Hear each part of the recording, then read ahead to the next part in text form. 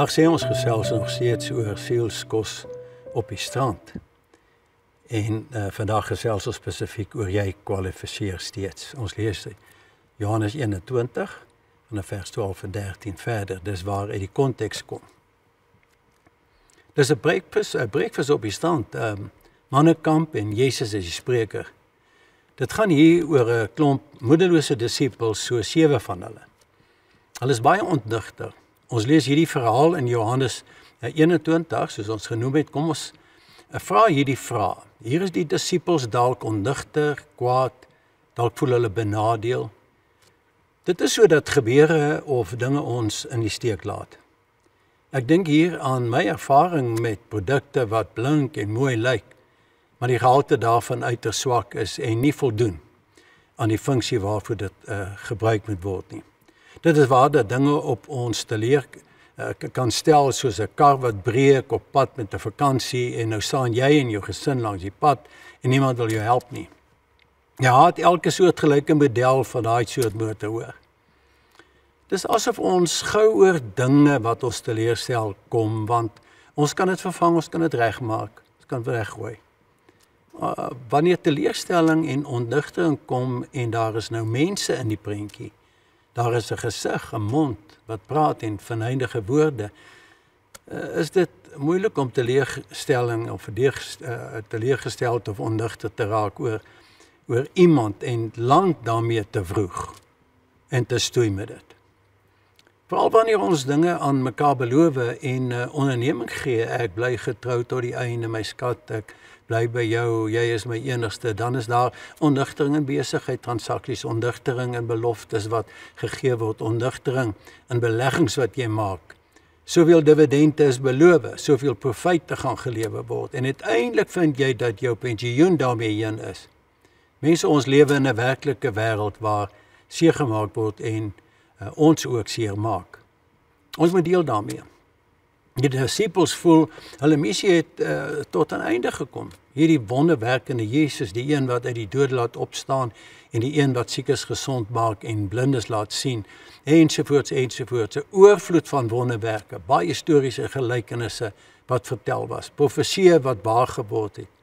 Dit lyk nou vir hulle asof dit alles net op niks uitgeloop het nie. Hulle verwagting is verpletter, dis nie moeilik om ontnigter en teleurgesteld te word nie, maar daar was 'n kruis. Daar was 'n oop graf. Daar is niks wat ek en jy daaraan kan verander nie. Al wat jy dit wegfilosofeer en ontkenning daaroor gaan, bly die waarheid van die kruis staan. Jy is betrokke by alles wat gebeur het aan hierdie kruis, die werklikheid van 'n leë graf, die opstanding uit die dood.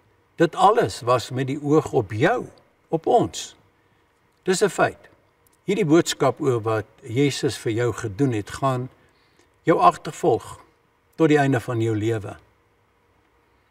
Jy gaan voor die keuse moet staan om Jesus in die oë te kyk en soos Petrus te sê, nou maar goed, kan ons nie maar net weer gesels daaroor nie. Jesus staan by die deur en hy klop en hy wil inkom en eenvoudig saam met jou 'n maaltyd geniet. Hoeveel keer het ek in die uitsendings herhaal dat Jesus eenvoudig net wil inkom sodat jy kan gesels. Hierdie wonderlikste goed gebeur tydens etes. Nou terug by die strand roep Jesus vir Petrus nader. Hy trap hom nie uit nie. Ek dink as dit ek sou wees, of jy, sou dit heel moontlike uittrapperade wees met allerhande beskrywende woorde, omdat Petrus nie daar was toe Jesus hom nodig gehad het nie. Petrus het dan na Jesus gestaan en kyk toe die soldate hom geslaan het. Hy het dit alles gesien en julle ken die verhaal hoe hy Jesus verloon het. Van ons oogpunt sou ons verwag dat Jesus hom beet kry. Wag net tot ek opstaan, mannetjie, dan gaan ek jou kry. Nee, Jesus begin met wat saak maak.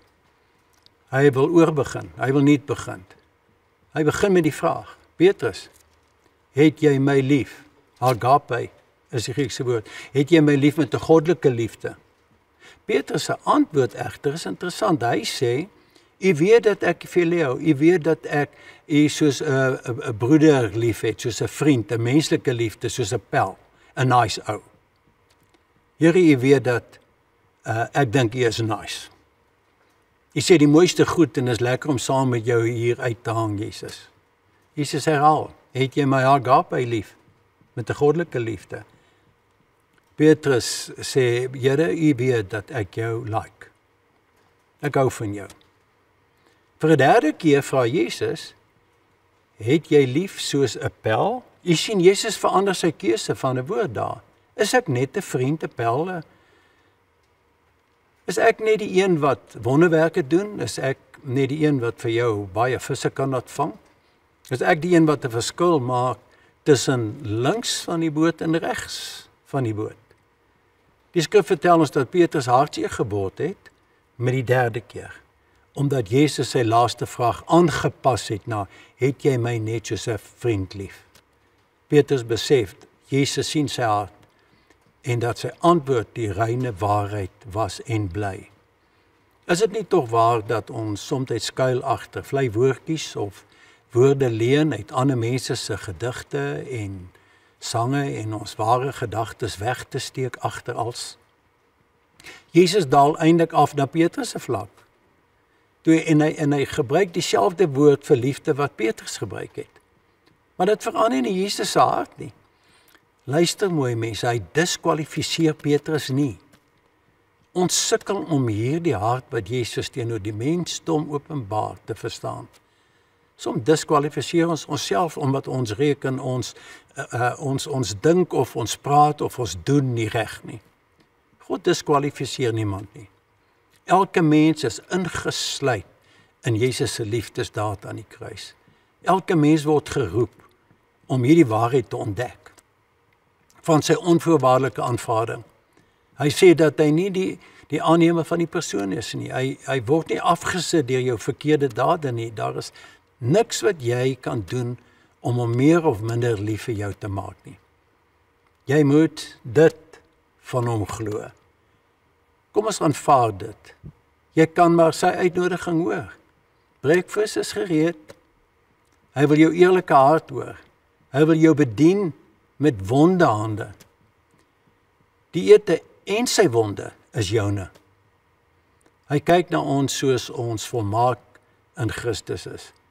Laat jou hart dit hoor en maak dit vas deur ja te antwoord. Kom ons bid saam. Dankie Vader dat U nie deur my verkeerd versoek kan word om anders oor my te voel nie.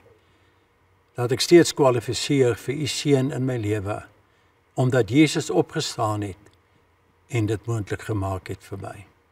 Amen.